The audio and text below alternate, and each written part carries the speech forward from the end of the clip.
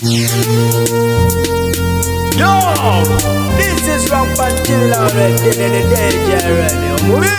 Bannayuganda bawulidde ennaku olw'amawulire ag'okuwulira nti omukyalo ono yafa. Yes, abasinga balowooza nti yakafa, abamu balowooza nti yafa ku lunaku lw'emikolo gye, naye nga omukyalo ono kitegeerekeseko nti yafa nga wakayita wiiki 3 okuva ku mikolo gye. Omukyalo ono yatrendinga nnyo oluvannyuma lw'okuba nti nga bw'omanyi abahima engeri gye bakwasaganyamu emikolo gyabwe naddala mu kalica yaabwe abasinga obungi bagenda bakaaba, naye tekitegeeza nti oluusi baba tebaagala gye balaga, naye bo kalica yaabwe bwe bakola ki bwe bakikola. So omukyalo ono yali akaaba ku mikolo gye ate ng'era ne mu church teyayogera wadde ekigambo, yagaana okwogera. So bangi bagenda maaso okuba nga tebeebuuza ebibuuzo mu bufumbo gy'alaga abadde tayagalayo, era nga bangi n'essaawa eno beebuuza ki ekyamutta, abalala bagamba mboba yetta. Kwegamba ebibuuzo bingi naye nga ansa ntono, naye nga kyo ekiriwo kyategeerekeseko nti omukyalo oyo bambi yafa amangu ddala nga emikolo gyakagwa. So ng'ate era mu kibuga Kampala abantu bawuniikiridde olw'omuvubuka abadde ayagala okuba ng'ate yemiza omusu. Ono yeewanise waggulu ku kizimbe kiri opposite ne Mapeera building, wabula ng'ate bamusooberedde okukakkana nga bamukutte kiyiifuyiifu abawerako ddala basobole okuba ng'ate bamuggyayo, wabula nga ensonga ebadde emuviiriddeko okukola kino tewali agitegedde sofa. Atwaliddwa mu ofiisi y'abannannyini kizimbe asobole okuba ng'ate oboolyawo ayambibwa mu ngeri emu oba endala. Ono si yasookedde ddala okuba ng'ate akola kino. Abantu bangi bibasukkako ne bawalampa ku bizimbe eyo ne bawamatuka waggulu ne bagwa ne bafa, naye nga abantu bakoze kyamaanyi nnyo okulaba nti bataasa obulamu bwe. Bambi mwebale nnyo, mwebale ddala. Ku mulundi guno temubaddeewo okulaba bulabi koza omuze ogwo buli komona, abamu bayimirira buyimirizi ne bakutunuulira paka bw'ogwa nga bakulaba, naye bambi bavubuka banne bamutaasizza myaka mito nnyo nga bw'okiwulira. Kino kirango. It's an announcement. Ababadde tebazaala, Those who are barren, ababadde baadiba, those who are desolated, abaagala obufumbo, those who want marriages, abaagala ssente, those who want money, abakola emirimu nga tegijja, those who are not progressing in their work, abaliko amalogo, those have witchcraft on them, abaliko ebizibu eby'enjawulo. those have different problems. Ntegese ekiseera Prepare the moment ekya Katonda okubasumulula. of God delivering you. Tugenda kubeera mu maaso ga Mukama We are going to be before the Lord. mu nsiko wali emmanju mu kibira, Hey, in the bush behind in the forest, naye tugenda kumalawo emyezi 4. but we shall be there for 4 months. Buli muntu oteekwa kugira mu vesti, Everyone should come putting on oba a vest. mukazi oba musajja, Whether man or woman, oteekwa kugira mu you vesti. should put on a vest as you come. Toteekamu kaleega, Don't put on a bra. toteekamu kaleega. Don't put on a bra. Yambala vesti oba oli musajja Put oba on oli a mukazi. vest whether you're man or woman. Oyambale n'empale naye eteekwa okuba nga tetuuka wansi, You put on a short, that's eteekwa kuba ya a 3/4. You put on a 3/4 short. Toteekamu underwear, Don't even put in an underwear toteekamu inside. nnika. Don't put in a knicker inside. Tugenda mala emyezi We 4 are going to spend 4 months awo mu kibira. in the forest. Myezi 4 4 months. teri kulya, No eating, teri kunywa, no drinking. teri kwambala kukyusa ngoye, You shouldn't change your teri kumwa clothes. kyenyi, You shouldn't even shave your teri kusala hair. You nviiri, don't cut off your teri hair. kusenya. You shouldn't brush. Bw'onoomalako ebbanga If you finish that Katonda time, agenda kuwa omwana, God will give you a child. Katonda agenda kuwa omwami. God will give you a husband. Bulambalamba awo tuba tusimbudde. Bw'atyo omusumba ye bw'ateesezza. Mwenna abaabulwa abagalwa, abaabulwa enzaalo mujja kubanga ate mukwasaako ebiri mu linnya lya Mukama Katonda. Kansubire nti muli bulungi yonna gye musinzidde okubanga ate mutumbudde, ate kambanirizeeko mu kano mbeebaze gyonna gye mutuusaako engalo. Era kubanga ate nsimbula n'ekitongole ekimanyiddwa nga UEDCL, nga kino nno kyekyadda mu bigere by'ekitongole kya umeme mu kubanga ate kisapulayinga amasannyalaze mu ggwanga lyettu Uganda. Weewaawo abantu bannaba kubeera bamativu era nga bangi beemulugunya bagamba nti amasannyalaze okugenda kifuukidde ddala muze, naye nga bo bavudde ne bagenda maaso okuba nga ate babasuubiza empeereza ennungi, era nga n'abo bonna abatannaba kufuna amasannyalaze mu bitundu eby'enjawulo babategeezezza nti bagenda kuba nga ate bagabatuusaako. Umeme be yalemererwa bo bagamba nti bazze okubikola, ate nga babagenze mu maaso okuba nga ate era babasaba mubeere bakkakkamu, ebintu bya kintu kidogo tebabyagala mu nsonga zino. Buli alina mita nga yafa nga teyagiyambako kufa tugenda gizaawo nga tasasudde. Ekyokubiri buli yasaba amasanyalazi ng'agasabye mu kitongole kya umeme ekyavaawo ng'olina ebikakasa nti wasaba amasanyalazi nga togafunanga tugenda kuwa mita naawe waka nga tosasudde ssente. Naye bannayuganda oluusi abatulaba oluusi obuvunaanyizibwa tulina obutwala nti saavisi ne bwe tuba tutuddewo ne tugamba nti yabwereere. Munnayuganda era ayina engeri gy'ayagala bamwanguyizeemu, ayagala ekintu bakikola amangu. Yes, nyanguyiza nja kulaba kati ejemize egyo tubasaba tuleke obuvunaanyizibwa buno butambule nga bwe binotambula. Ffe tusinziira ku principle gye tuyita first come first serve. Nti yasooka okusaba amasanyalazi mu nteekateeka ya umeme enkadde bwe tugenda osooka okuwa amasanyalazi. Tetugenda kuva layini eno nga tugiva wansi mu baasembayo. Tugenda tutandikira ku baasaba myaka 2 mabega.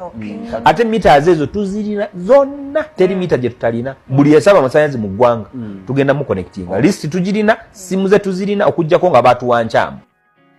Songa ate y'omulwadde waffe omutimpula omukramanyidwa nga Aliensken embeera ekyaganya okuba nga teterera oluvannyuma lw'okukubibwa obubi ennyo abaana be Iganga Yesa era ng'alabiddwako ku kisaawe eky'Entebbe bw'atyo ng'agezaako okuba nga ate ayolekera mu ggwanga lya Kenya Nairobi mu ddwaliro Aga Khan nti asobole okuba nga ate afuna obujjanjabi obusingawo naye ng'ate n'abawagizi be yonna gye bali bawera nkolokoto okutuusa obulabe kuba National Unity Platform.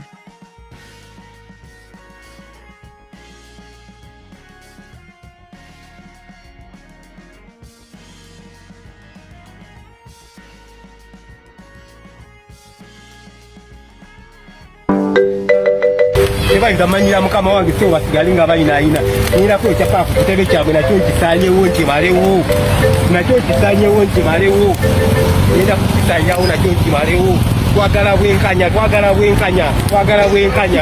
paka ku kitebe kya nuku twagala bwenkanya kigako kyapa ku kitebe kya nuku bagambe buladi manyira mukama wange bagambe buladi kitebe kya nuku wamanyire mukama wange ageni sikini sigera kulikiriza akatebe kabwe ngenda kasanyawo konna. Ate nga y'omukyala amanyiddwa nga Nakangobi Jennifer Fulufiga avuddeyo bw'ati n'emulugunya ku kibiina kya mukama we amanyiddwa nga General House Ken Lugaba ekijja ekya PLU ng'agamba nti bano basusse obusosoze era nga bw'akyetegereza obulungi ekibiina kiringa ekya Tribe emu. Ono amaze ebbanga ebiwerako ddala ng'aweereza ku sayidi ya NRM wamu ne PLU anti almost byebimu. Naye PLU nayo nno nayo erimu embeera kibiina kiringa ekya Tribe emu. Bojjako ekya Tribe emu bo bennyini beepinga okufa obufi bwe bakola abatunula nga abagamba nti ononye oba ogenda kulyaki Uncle Frank Gasumba mwetereeze ola muyina omulugube nga ne mwatuuka mu bukulembeze mwenna mutunuza obukyayi obubi onazze nabatunulire nga mwagala kummanisa Kabanda Kazindaalo minisita wa Kampala ddamulira nga temwagala mu Kazindaalo ffena yatututaawo ddamulira afande damage kugamba weewaawo yavuddeyo n'ategeeza eggwanga nti tasobola kuzaalira musajja mwavu oba musajja munaku olw'ensonga nti omwana omu bw'ati amazaalira miliyoni za Uganda 30 okusinziira ku ddwaliro gy'azaalira so nga gwe wenna omwavu tosobola kuba nga teweetantala kukola ki kumuzaala mwana naye nga ye omukramanyiddwa nga Weasel manizo amangu ddala nga yakadda okuva mu Amerika gy'abadde amaze akabanga ng'ajjanjaba mukulu we Dr. Jose Chameleone yagenze maaso okuba nga ate agondomola ku mukyala we Sandra Teta ekirabo kya kamotoka mami akoleki yevuge munange naye anyumirwe obulamu so nga ate yagenze maaso okuba nga ate ategeeza eggwanga nti naye agezaako kulwana kulaba nga ate ava ku mwenge kubanga ebigambo ebyagambibwa Dr. Jose Chameleone ave ku mwenge n'essigala yabiwuliriza era naye ne bimukwatako ng'omuntu era nga yeebaza Mungu nti kati brother w'omukulu oyo yava ku ssigala ate nga n'omwenge afunamuko katono naye nga waliwo essuubira okuba nga ate aguvaako completely so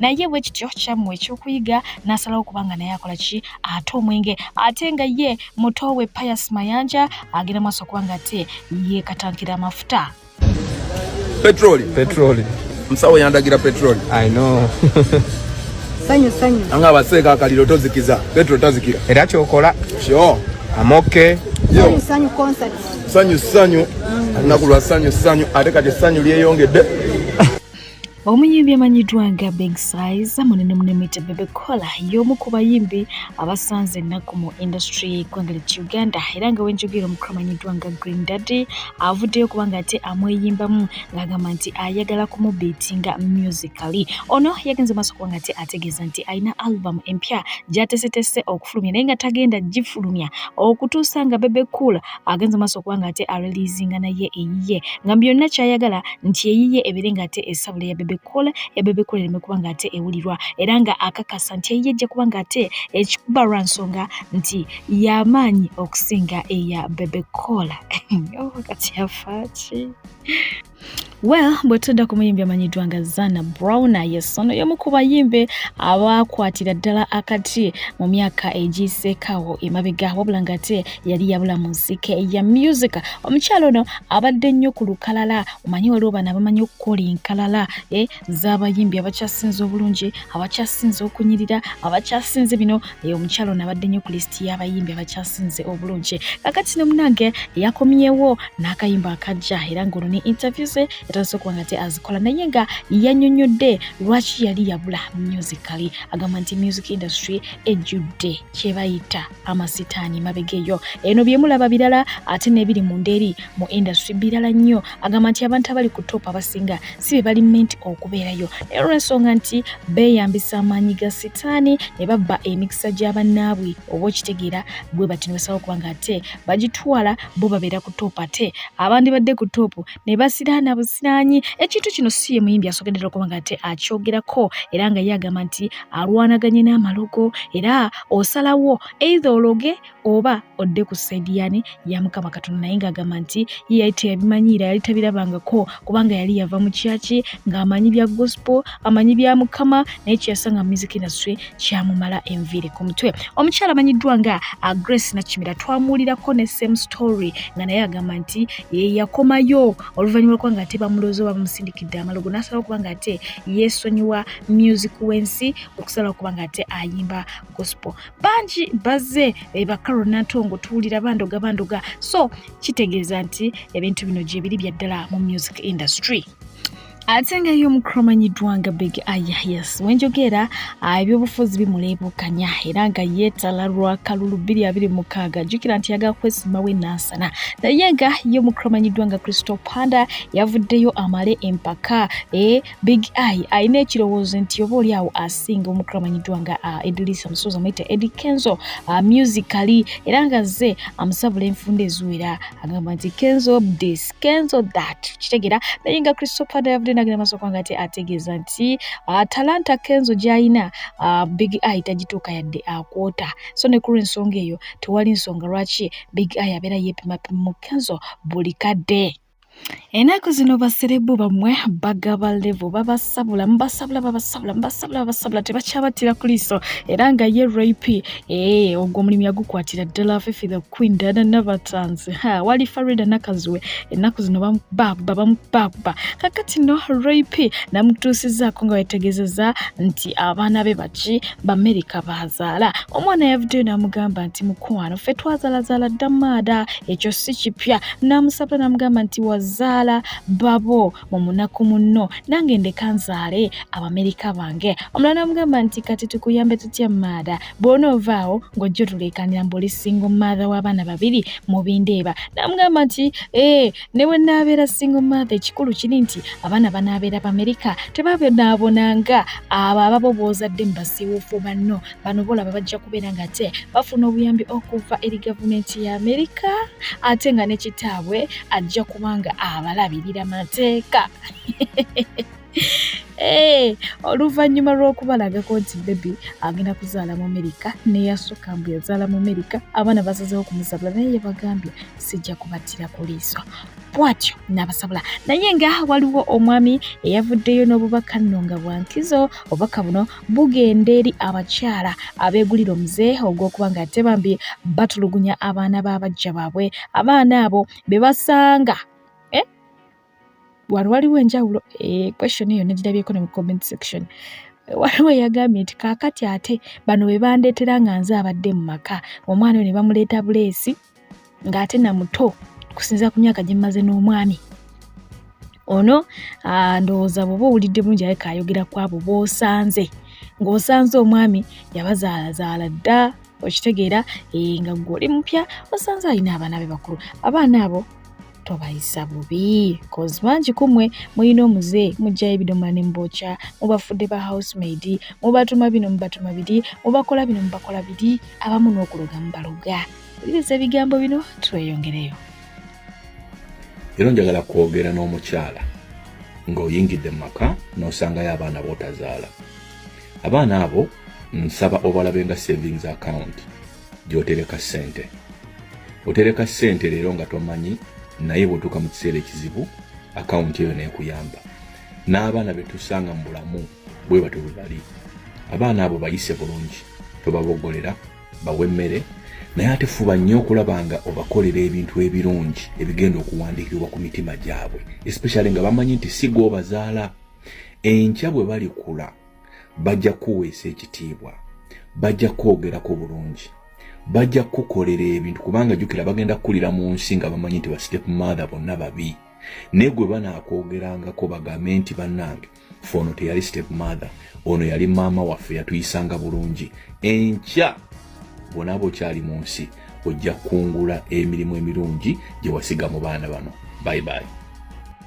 So ngate wetwogera ku baana sijja kuba nga ttendekayo omukyala amanyiddwa nga Jojo Taylor. Yes, omukyala ono akoze omulimu gw'amaanyi nnyo okukubiriza abakyala okwewala okuzaala abaana be bataasobole kubanga yakkiriza nti omukyala olina full control ku baana bonna abakufubutukamu. Okitegeera abamu muvaayo ne mwekwasa banzaalamu baakuzaalamu ng'okola ki ng'oli wanga kakati no amye fact nti bangi baddukira mu box ye nga basaba buyambi ama single mother of 2 single mother of 5 njagala buyambi bla bla bla. Omukyalo no ndowooza ebintu ebyagenda abikoowa ayongera okubagamba muzaala baaki be mutasobola kulabirira mu busobozi bwammwe. Ekikuzaaza abaana basatu ng'okimanyi tolina nnyingiza kiki mugenda kwebonyaabonya mwekka. Some of you even need to have one. Abamu kuba mwetaga omwana ogwo nga n'ababiri tobasobola. Temuliimu crime yonna yonna kuba na mwana omu. Kikugasa kyo kuzaala abaana bonna bano ne mubonaabona ne batasoma ne babeera awo. Abaana si mbuzi nti ogenda batwala ebweru ku muddo balye. Olaba n'embuzi tosobola kulunda mbuzi nnyingi ku ttaka ttono. You guys, you have to start thinking about these things seriously. Temugenda kujja mu inbox z'abantu ne mbakabya Jojo nyamba abantu bameka. You just can't. Nogula inbox onakaba messages zonna 99.9% munonya sente z'abaana. Nze nange nkyakola bwe nkulabikira olaba Bill Gates. Guys, mugenda tandika okwebeereramu. Ate nga ye Honorable omukyala Fiona Nyamutoro yes ayongedde okuba nga alumye bapaparazzi n'abalaga nti ku papa ku kidoko ali kwatava oluvannyuma lw'okuba nga te atupostingira ebifaananyi bino n'atuterako obugambo bugamba nti tebaamulabula tebaamugambirawo nti agenda kuba nga ate munanga abeera video director ate nga tasasuddwa wadde 10. Okitegeera mu bufunze video yankulowoozaako byonna byogenda okuba nga ate olabamu omukyala oyo yajja okubeera emabega waabyo. Oba okategeddeako yakoleddwa ng'alaba bulungi ate ng'omwami bw'amutereza ate nga n'ebisinga ebyakoleddwa yeyaduumidde nti kino kikolebwe kiti kiri kikolebwe bwe kiti anti gwe mulimu gwa director obadde omanyi. Ate nga ye Professor Badru Katerega akyalojja omukyala yamulyamu olukwe mama w'abaana munnage onagamba nti omukyala ono awatali wadde okwesikamu yayimiridde mu kkooti n'amulumiriza nga bw'atamuwa buyambi naddala obw'abaana. Kyokka nga omukyala ono abaana bonna yabazaalira mu ggwanga lya Amerika era abaana bonna basomera mu international schools era nga buli mwana amumalirako ensimbi eziwerako ddala $2,000 nga school fees. Bw'ozizzaako wano giri $7,000+. So ono yayongedde okuba nga atya kye bayita abakazi agamba nti tafuna buyambi bw'abaana, abaana yabazaalira mu Amerika, abaana basasula ssente ezo z'owulidde buli ttaamu.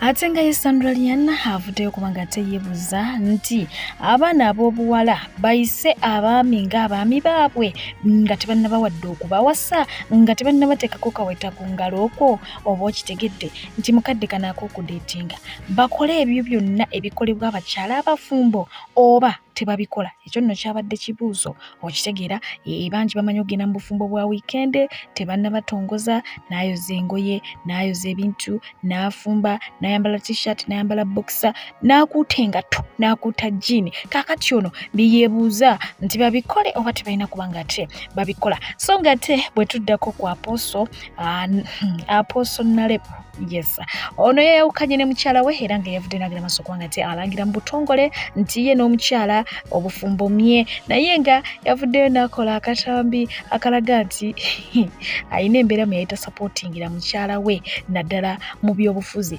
Omukyala yali akwata eri ate nga ye ali eno oba okiwulidde. Kino nno nakyo kyaleetedde ba media in-laws okwongera okubaako biboogera, naye nga ye omukyala amanyiddwa nga Gloria yayongedde okubanga ate asekerera abasabi n'agamba lwaki obufumbo bw'abasabi bwe bugenda maaso kubanga tebutokomoka buli ssaawa. Omwana amugambye genda kwe olabe ekiri mu Mothers Union mbw abantu abo abasabasaba mbu obufumbo bubalema.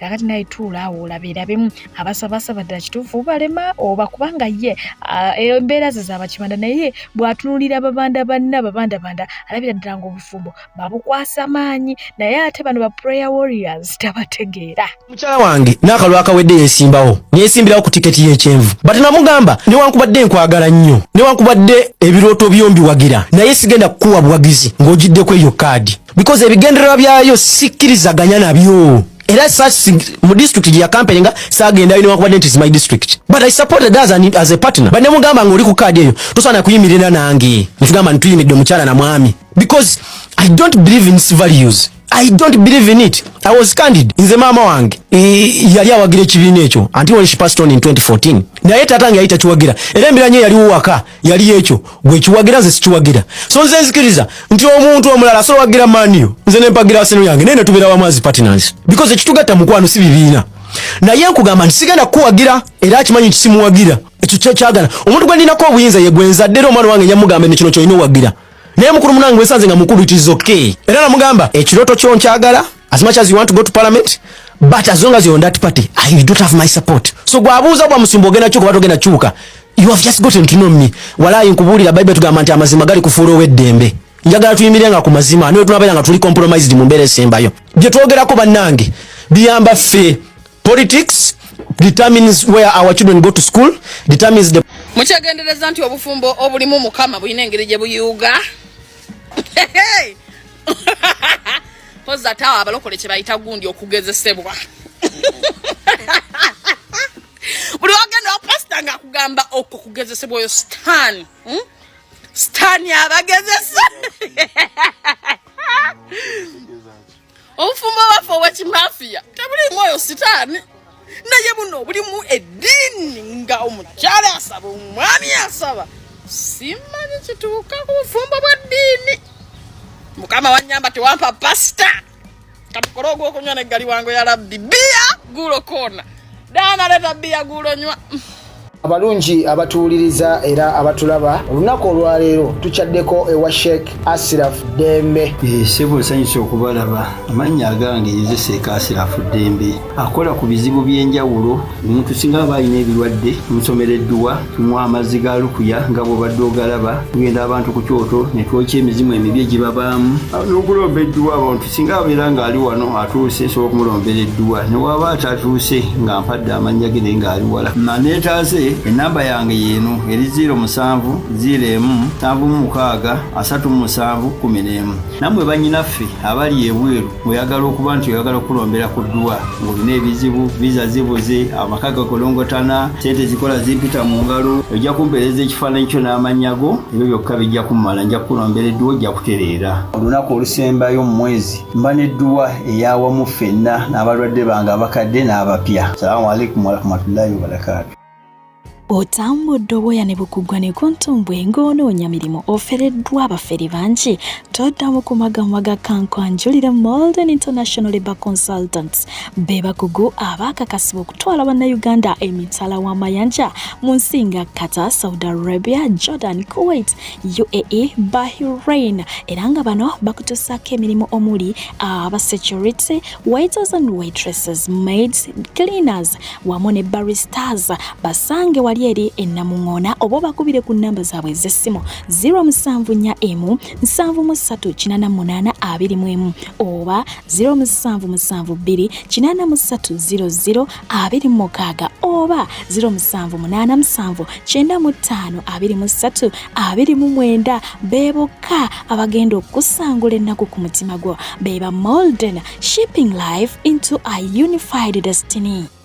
Omukyala amanyiddwa nga Sasha Brighton yeekoze abangi kye baayisa obusolosolo n'okwogera abangi bye bagambye nti abakyala twagwa ebbeeyi omudibo muyitirivu yabadde alina gya performing eyo n'abaako ebigambo bye yayisizaawo oluvannyuma lw'okulaba omukulu amanyiddwa nga Don Chris naye nga nkujjukiza nti emabegakawo waaliwo oluvuuvuumo nti Doni ne Sasha bali omukulu n'avaayo n'abyewakana n'abyegaana n'agamba nti nze bannange munveeko munviireko ddala tukimanyi bulungi nnyo nti omukulu akwasaganya omukyala amanyiddwa nga Brown Sugar era nga yabadde yakazaala ng'amuzaalira oba okiwulidde ekintu ekyo Sekawere mulambirira kakati bino Sasha bye yavuddemu n'ayogera abakyala abangi ne bawulira nga baswadde oba bawuniikiridde.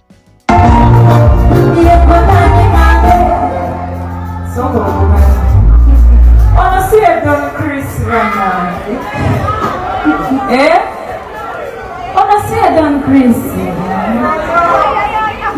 ajja okunga banajja n'abakazi abate bateredde omwana nateyategedde nti ngenda kuyimba wano omwana najja ne haki haki nabomekatedi siya soko ojja tugirumye haki awo jjajiri bayinza okutuga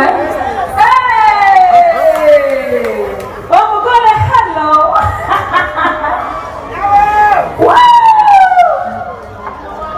wanti naye nga skyping stores mukyala kyoddamu owulira nti wendi nojja ng'ozunga kitegedde kyo kino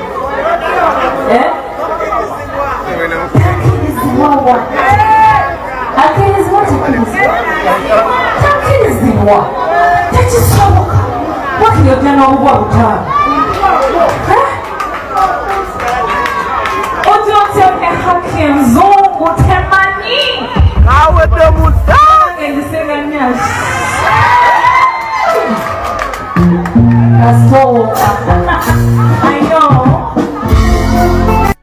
Bulambalamba ez'omubbizo ziba ana zokka eyagenza okubba amasaawa zaamuweddekera bw'atyo n'akwatibwa okukakkana nga bamutunuzzaamu kamera nti zajja ne basalawo okuba nga ate bamuswaza so bannange mubeere ne ddata essaawa yonna olaba mukazi wo essaawa yonna olaba bbaawo nga bamutimbye bamulanga gwa bubbi osaaga oyo omwami gw'olabaawo mubbi abantu batikula ebintu byabwe kati babadde batikula amasaawa kumbe babano babeera balinze dda we bakubira bano bannanyini masaawa mujje mukima amasaawa gammwe bano nga babbamu ebintu byabwe nga basokoolamu amasaawa kati bamukutte n'amasaawa kyokka ekyembi abadde agatembeeya kumpi wagabbe wennyini masaawa ge bamukutte nago kanga balaga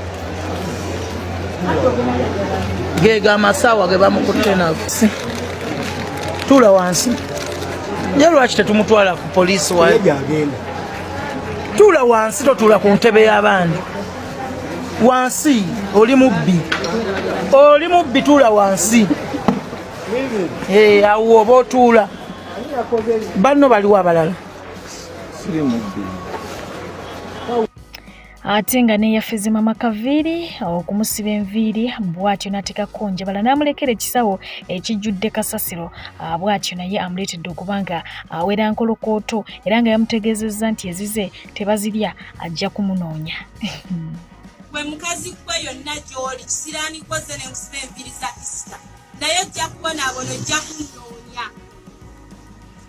Nkusira enviiri zange yiino wiivu yange ogitutte emitwalo 5 nsibidde emitwalo 3. Obugatto buno obulesi obadde obwambadde naye ojja kunnoonya ebigere byombirina ojja kunnoonya. Weebale nnyo zizina engoye zondekedde osasudde nze maama Patience akusibye enviiri zizino bino byondekedde ojja kunnoonya kisiraani gwe okomye kunza okubba ojja kunnoonya ekiba myaka emeka nti bivungu naawe ojja kuwunya paka ng'ebintu bino byondeetedde ojja kuwunya.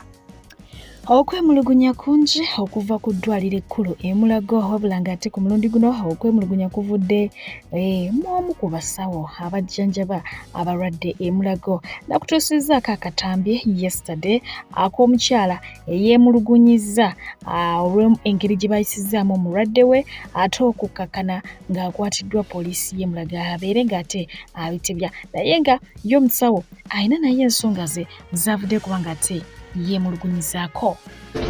So you people, this is really too much to happen to be giving out medicine here in our national referral hospital Mulago.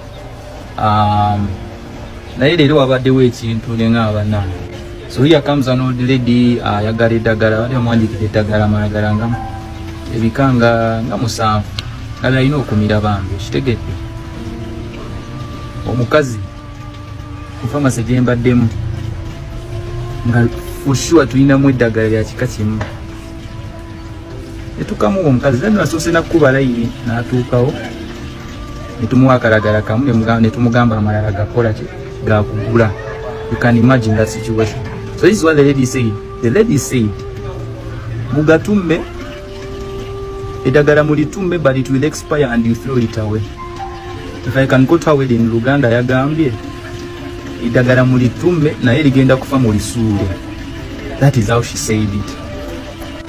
Recently Uganda, the government yakutte billion 17.7 billion Ugandan shillings is allocating a Mulago National Referral Hospital, a hospital that does what? That welcomes everyone and everyone hopes to heal and get better from that hospital. Anyone in this country would love to be treated at Mulago. You can see billion 17.7 nekwata 18 point something billion Ugandan shillings neza locating ira URA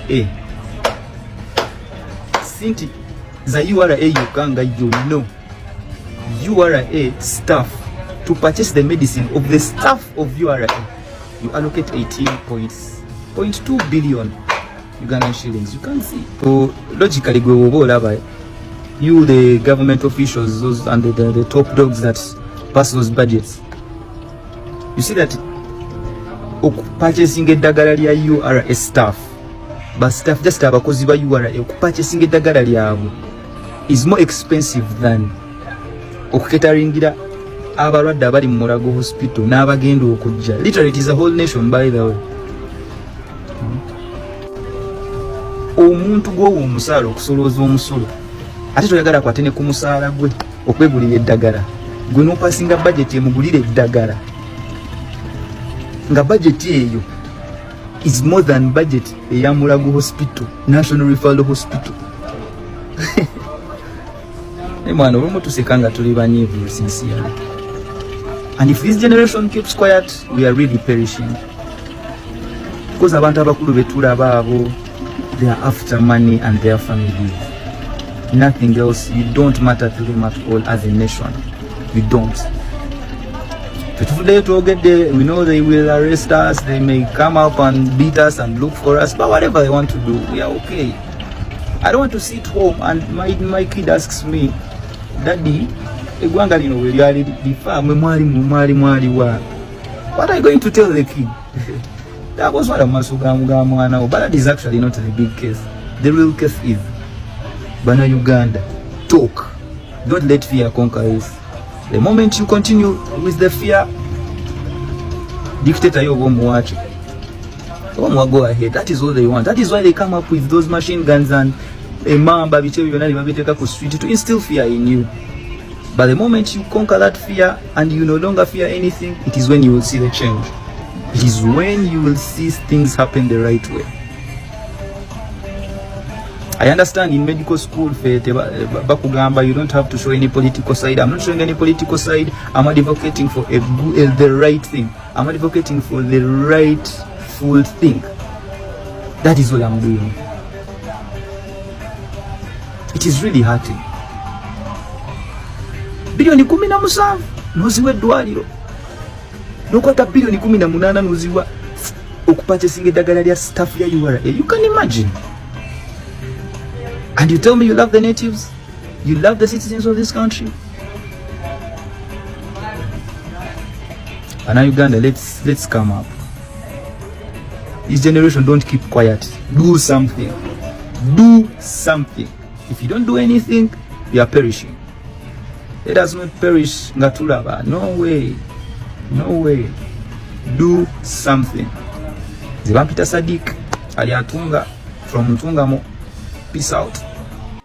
Bolambalamba natira Eddy yawe part 2 ekutuseeko ono bakyamukalirira bagamba nti ffe twayagala principal tetwayagala kika kyonna. Abaana bano tebawoneka. Anyways ngenda kuba nga te nkusibuza omukulu yavuddeyo kubanga abaako naye obubaka bwayisaawo ng'agamba nti bulina okutuuka ewa Eddy yawe. To details. Kati leero leka njogere ku mukulu wa president ono ani omunigo ono yawe baba yawe ako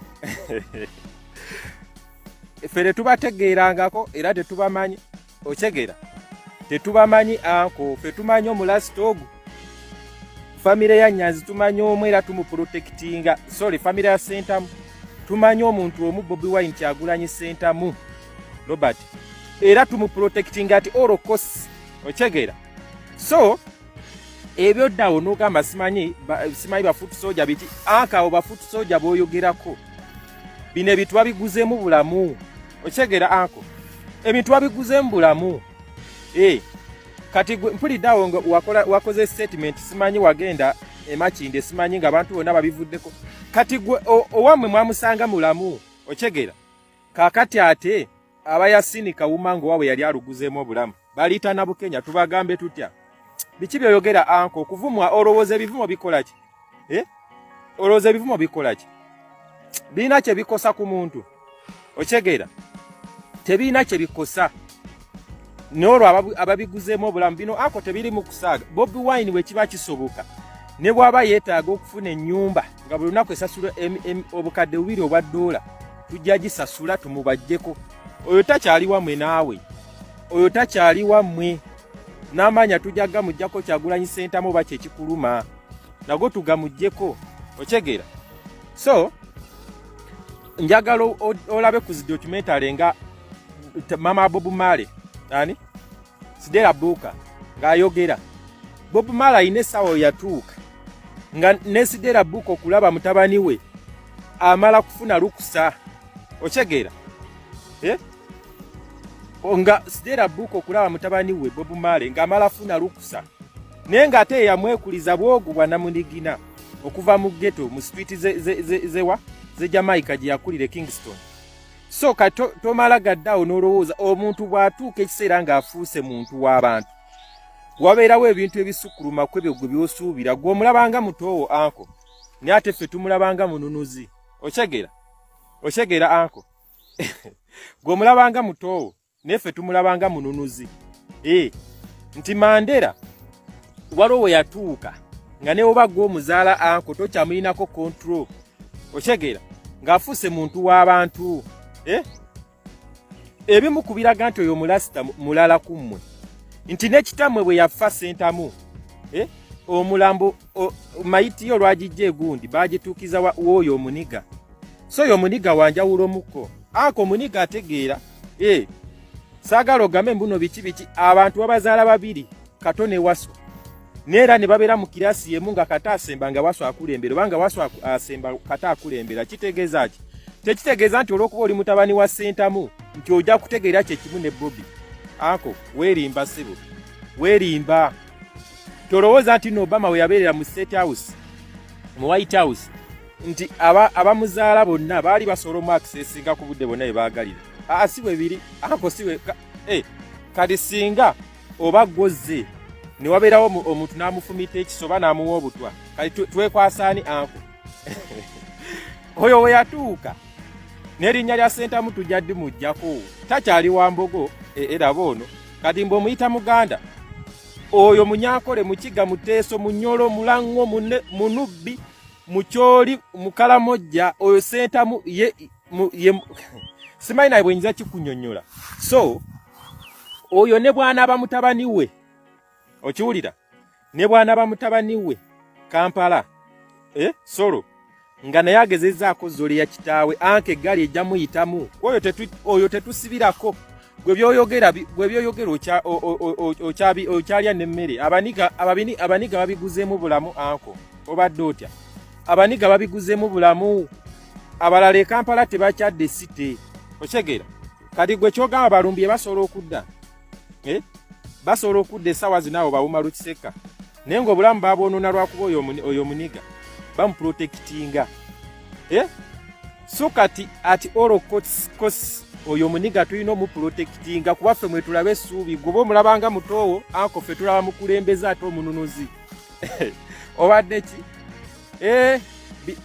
oyo muniga toddamu mulabira wali omulabira era bw'omusanga nga fukamira omubuuze bw'omusanga nga fukamira omubuuze oyo mulasita mulaba edduka ffe twatandika omugoberera eri mabega nnyo mu 2 we yayimbira ennyimba nga ziggeto ayimba ennyimba zonna abafuzi baffe mutujune mwe mwayimbanga bikigira tukigale simanyi mu Kayembe bigattako ki kitegeeza omulasita yo okuva from the beginning amanyi omuntu wa wansi gwe kiki obadde otugattako anko oyo omulasita oba omuzoleya anko gosulo Bobi Wine ahead gosulo bafoot soldier ffe tulina okukola kyonna ekisoboka okulanga omulasita waali ne bwe kiba kyetaaga kufa era olugero era enjogera egamba nti wendigwa waligwa ku Bobi Wine ne Kabaka tugituukiriza era abantu abajogera nti waligwa wendigwa ekyo kya kisiru gwe olina osooka okugwa gwe olina osooka okufa Bobi Wine okufa